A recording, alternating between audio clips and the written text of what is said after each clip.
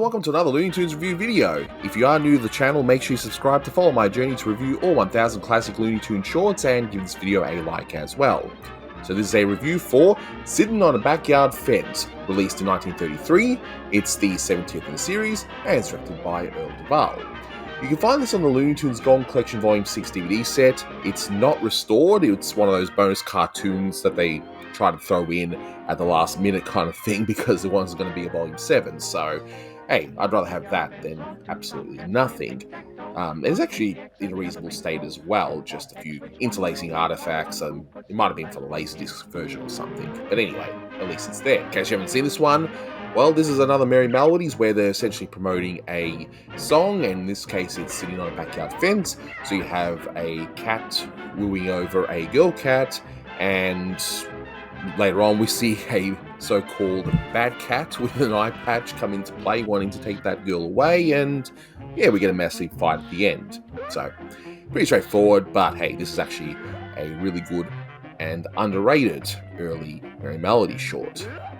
So first you're going to see a re-edit of the original audio commentary I did before I had to take that down, and you'll then hear some new thoughts from me, and then you'll hear from my good friend Manny Cruz, the Toonie tenor, who will go through a lot of the stuff regarding the music, as this is, of course, a music-focused short. So, without further ado, here is the re-edit of the original commentary. Now, this one is a bit of a milestone, though it's probably not obvious with the cartoon. I'll actually point out, it looks like Homer Simpson's lips were briefly there. Yeah, in terms of milestones, this is the last cartoon of 1933. This particular cartoon begins a bit of a tradition of sorts, where there's been quite a few cartoons involving, cats just singing, dancing, doing all sorts of crazy stuff on the fence. One of my favorites is the Porky Pig short Notes to You, which was on that previously mentioned Porky Pig 101 set. Yeah, so they've done a fair few of these, and look, it's not a unique idea, but hey, if you can make it work, that's great. But looking at some of these gags, the gags you've seen before, and I have mentioned in the past that these cartoons were not designed to be binge watched, so of course they're going to repeat some gags over and over. And I'm looking at the designs of the cats. I quite like them. It's very rubber hose, and yet it's still very solid. But this girl cat just automatically just decides, you know what, I'm just gonna go with him. Wow, she really gets around. And this dance is pretty. I just like the animation on this, just very rubbery. I like the design of the bad cat. It's just, he's got an eye patch and the like a bandage on his chest. It's just, I don't know. I just like it, and I like look at the running cycle on this cat. Just scrape, and go. Gag. And look, the chase maybe goes on a bit too long, but it's one of those things where you can do one gag. It will be funny, then it will stop being funny, but then it becomes funny again because of how long it is. Hey, you started this, lady. So those are my original thoughts, and yeah, look, having a look at this one again, it's definitely held up since last time I watched it. I think this one is definitely a hidden gem, very underappreciated, and it makes it even more sad that Earl Duvall didn't last very long, because I can see as a director, he definitely had potential. But anyway, it is what it is, of course. Now, there's two references that you may not have been aware of, and that's when you see those posters of, well, one's the bull, and of course you got the cows there. The tobacco, Bull Durham tobacco, that refers to a real brand, or at least one that existed before, called quote-unquote Bull Durham smoking tobacco, which was a loose-leaf tobacco that originated in the 1850s. It ceased production by 1988, and, the history of this brand is actually quite fascinating, and, I'm personally abhor smoking. I like it, but anyway, to each their own. But the actual history behind this, I didn't want to get in too much of a rabbit hole, especially for this review, But yeah, definitely take a look at it, and, well, now you know what it's referring to. The other poster, Tarnation Milk, which I think is pretty clever, since it's a reference to Nestle Carnation evaporated milk, and it's actually still available today. It's actually also even available in Australia, so it's not some obscure US brand from some state in the middle or whatever. But anyway, that's what it's referring to. But wow, look, my good friend Manny Cruz will go through the actual music part of it, but I do have to say that animation-wise, I do love some bits. Like the dance animation is hilarious, with all the kittens and the cats playing tic-tac-toe, and wow, it's just such a catchy and bouncy short. It's got a lot of energy to it, and this is definitely what was lacking in the previous Tom Palmer short, where it was just flat and just ugh, awful. This is definitely a way better short, for that reason alone. And, speaking of, Tom Palmer, I mean, the first minute of this short already has more energy than all of what Tom Palmer did put together. It's absolutely incredible. And, some gags do go on a little bit too long, like the beginning part does go on maybe a little bit too long. It's sort of like, yeah, we get it kind of thing. And even the chase at the end does go on a touch long, but honestly, again, compared to what was before this, hey, this is definitely a solid improvement. One interesting effect I thought was that X-ray effect.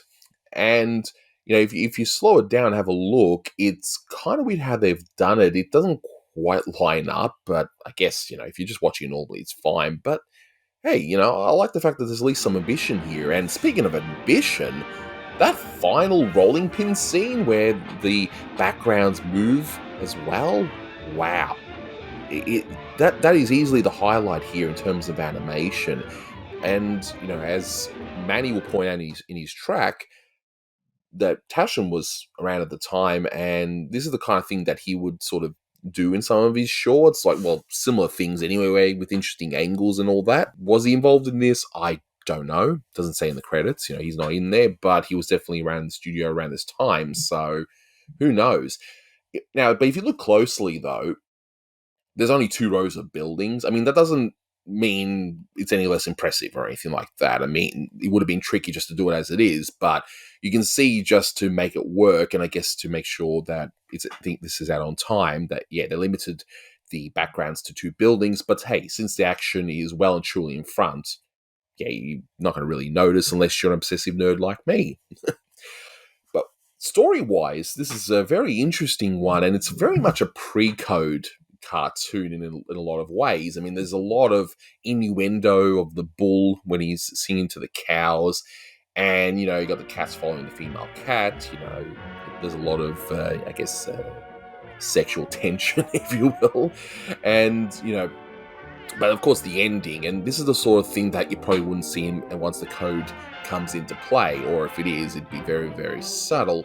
And I like how during the entire last bit of the fight scene, this girl cat not only gets herself another man, but they've already got kittens. So, and by the way, the kitten blowing the raspberry, that would be considered a no-no a few years after this, because, well, I'm sure you can figure out why. So, in any case, that's it for my bit for the time being. So here's Manny Cruz to discuss the music. So take it away, Manny Cruz, the Toonie Tenor. Hi, everyone. This is Manny Cruz, the Toonie Tenor, coming at you with my latest edition of It's Time for Manny's Music Time, with music trivia for you today. Well, one day I got to record that. I will eventually. I actually just set up my MIDI keyboard again, so maybe I'll plunk away at some keys and have an accompaniment track. Anywho, I'm here today, or tonight rather, because I'm recording this at almost 1 o'clock in the morning. I'm here to record for the 1933 Merry Melody, Sitting on a Backyard Fence, directed by Earl Duvall. So real quick, I just wanted to say that this was a lot better than I remembered. I haven't seen this cartoon in several years, and I know that I was talking to Mr. Anthony. I'm thinking of a Baby Bottleneck now whenever I say his name. Mr. Anthony, I have a problem. Probably one of the best Merry Melodies that I've seen in quite some time, from the earlier ones I'm talking about. I saw a ton of harmonizing ones, and the less said about the early installment of I've Got to Sing a Torque Song from Tom Palmer, the better. But this was actually a lot better than I remembered. A lot of energy, and it's kind of a bummer that I'm thinking that Earl Duvall's tenure at the Schlesinger studio is not going to last for much longer. He did this cartoon. He did Honeymoon Hotel, which I'll be talking about in another commentary. But yeah, he had, I don't know, there was something unique to his approach to these early installment cartoons. What could have been, who knows? But anyway, let's talk about some music, shall we?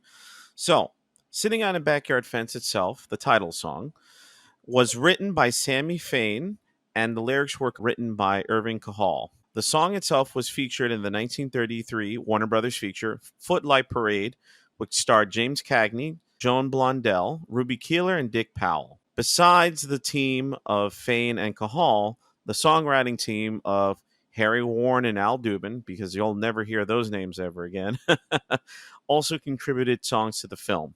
If you'd like to hear more in-depth information for Harry Warren and Al Dubin, they are in some of the older commentaries that I recorded for the Harmonizing shorts. I don't have the list with me at the moment, but if you want to learn more about, in particular, Sammy Fain and Irving Cahall, who wrote Sitting on a Backyard Fence, please listen to the commentary for One Step Ahead of My Shadow.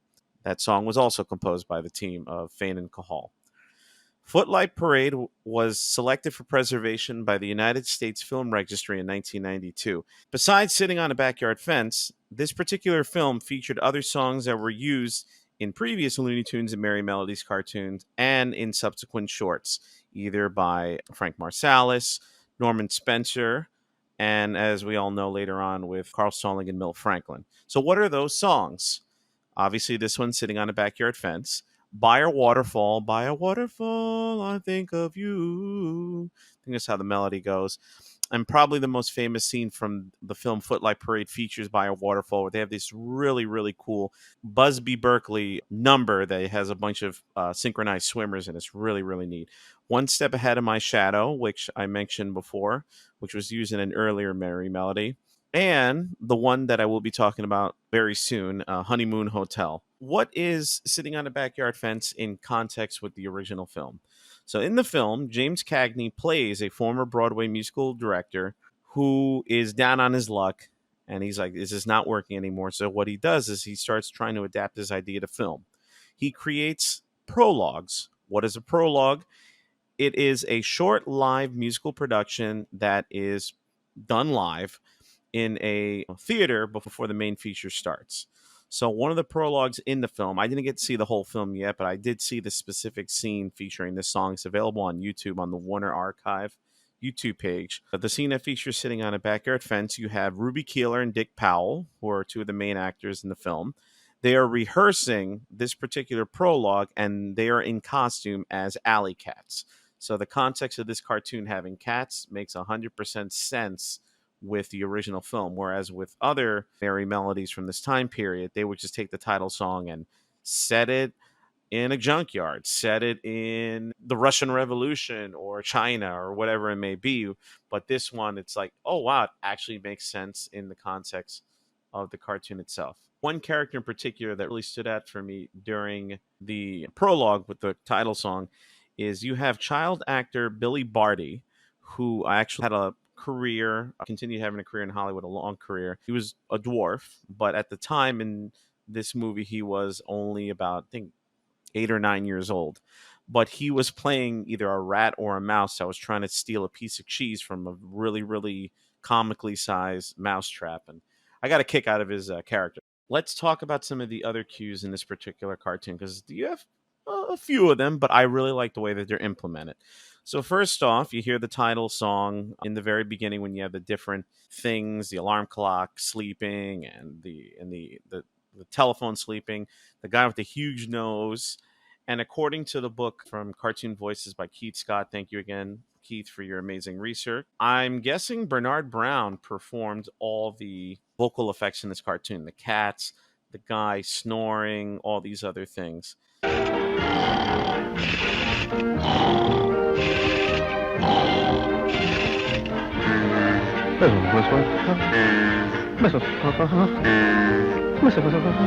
Because besides him, you have the Rhythmettes who sing in this cartoon. You hear their voices singing, as well as the Varsity Three, providing the refrains of the title track. Then you hear Am I Blue? The cats sing a duet of that. Female cat inside the house singing sweet nothings to her charming male cat or tomcat or lover or whatever you want to call him, while he's an alley cat hanging out in the alley on the fence.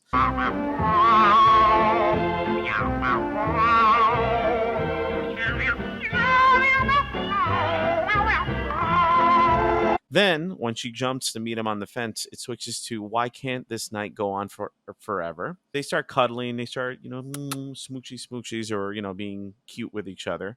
And I like the change of pace. I so far I'm digging the early works of Norman Spencer in these early Merry Melodies.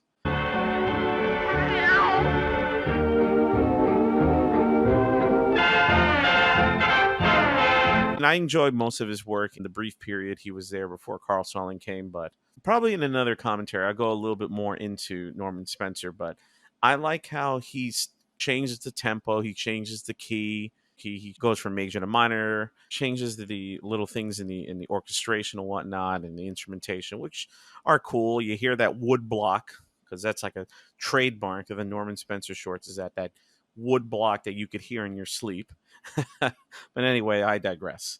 So, a cue that only appeared on screen for about 5 seconds gave me like a huge chunk of information that I thought was really fascinating. So I didn't really pay attention to it at first. I heard it, I was like, oh, that sounds familiar. So then I look at the cue sheet and it says, "Hail, hail, the gang's all here." So I go back to the cartoon and I rewatch the scene where the alley cats appear and start marching on the fence after the two lover cats. And I was like, wait a minute. Da, da, da, dun, dun, dun, dun, dun, dun, dun, dun. And I said, that sounds familiar. That sounds like Gilbert and Sullivan. So I dug a little into more, but I'm like, wait. Hail, hail, the gang's all here. I'm like, those are not the original words from Gilbert and Sullivan. So the melody that you hear, doo, doo, dun, dun, dun, dun, dun, dun, dun, dun, cats are marching.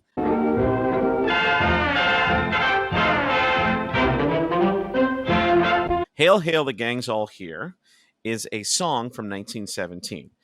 But the song itself of Hail, hail, the gang's all here uses an interpolation of the melody of an 1879 piece of music. So what is an interpolation? An interpolation is when you take an existing part of a song, the melody, a particular rhythm, a particular phrasing of words or whatnot, and you incorporate it into another song.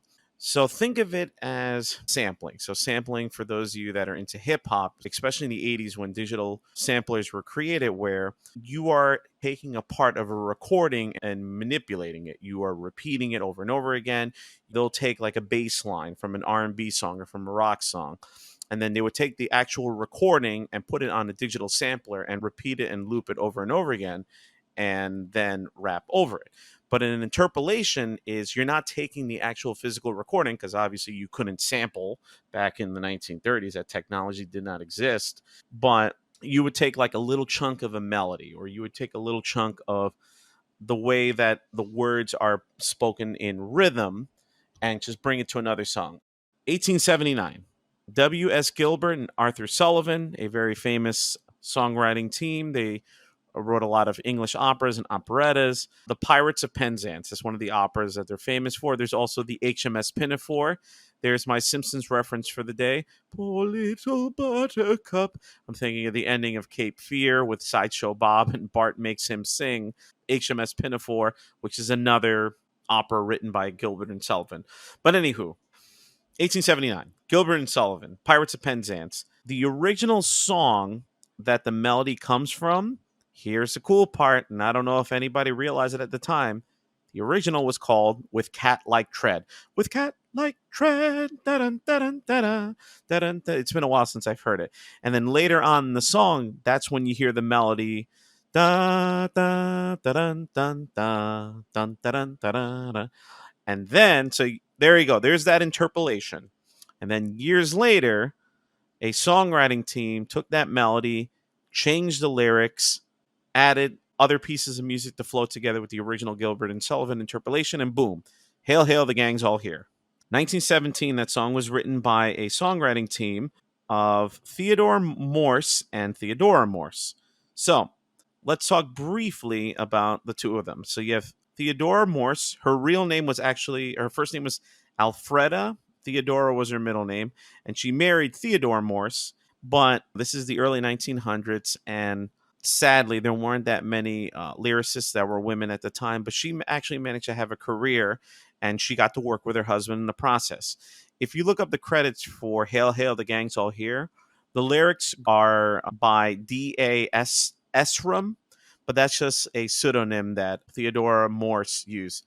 And she actually used several pseudonyms in her career because, again, this is the early 1900s, and there's not many female songwriters and lyricists and composers that I run into during this time, sadly. Theodora and Theodore, they were a songwriting team.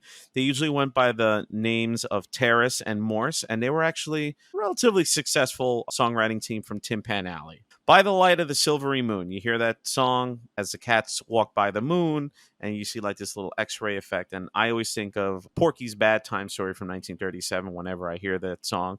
By the light of the silvery moon, when Porky's struggling to, pull down the shade in his bedroom when he's trying to fall asleep with Gabby Goat. That's a few years from now.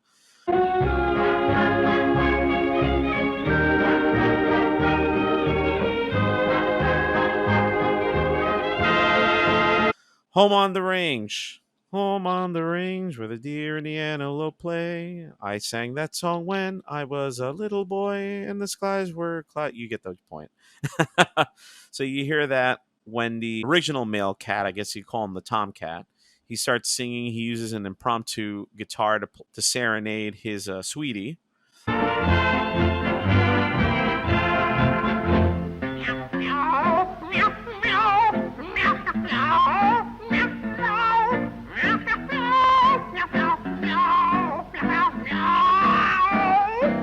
And then what I like is you hear, the song's originally in a major key, and then it modulates into a minor key when you see the quote-unquote villain of the cartoon, when you encounter the cat with the eye patch, and I like how he's licking catnip off the floor. Hard times.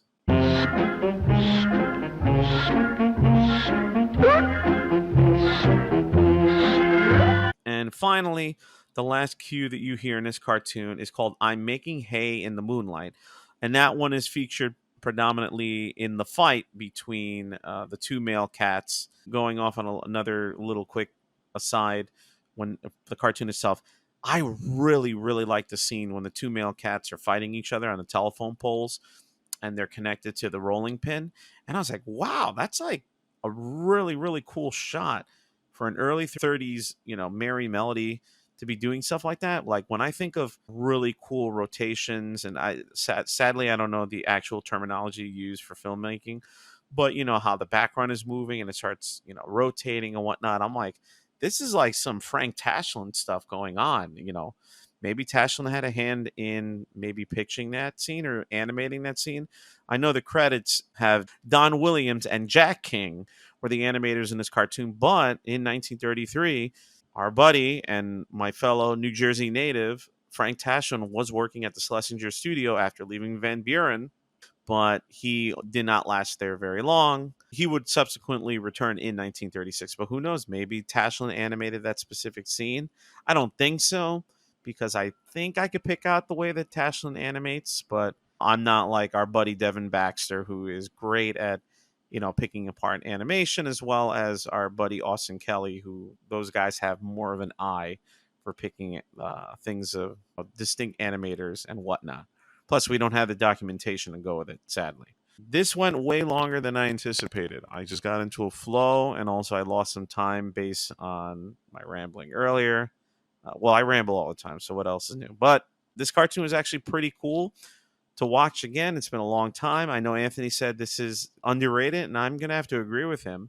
And this was a cool way to end 1933, one of the most important and pivotal years in the history of the Looney Tunes and Merry Melodies. I mean, harmonizing are out. Schlesinger creates his own studio. He hires a bunch of staff. A very rough start. I mean, this cartoon was, obviously this cartoon is no What's Opera Doc or, the Hunters trilogy.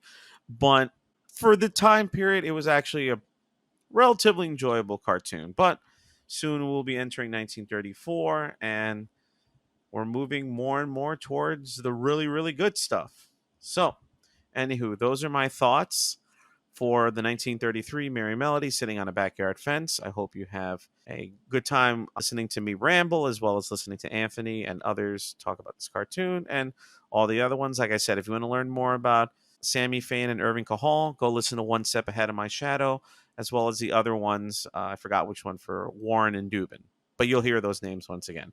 So thanks again for the support, and let's see if I can imitate her. So long, folks. Oof, that's rough on the throat. So long, folks. So thank you, Manny. And yeah, I'm not going to even bother attempting that cat. So long, folks. Oh, jeez, no, I'm not going to bother. It's pretty bad. But in any case, look, I said this before, this is definitely an underrated gem and one of the best of 1933, at least in terms of the Schlesinger studio. It's probably the best that's of this year. And hey, you know, as Manny mentioned, this is the last of 1933, definitely a pivotal year, no question about it. And things will kind of meander for a little bit, you know, where you'll have some okay cartoons and, of course, some awful ones until, of course, Tex Avery comes into play at the end of 1935. So as for this short, now this one gets an 8 out of 10 for me. I really, really think it's a great gem. It's not perfect. The timing's a little bit off. Some of the animation is wonky here and there. But ultimately, it's funny. And hey, who doesn't love a whole bunch of cats, right? Well, I love mine, but when they wake me up in the middle of the night wanting to go outside, well, that's the price I pay for liking cats, isn't it? But in any case, that'll do it for this one. Thank you so much for watching, and until next time, take care.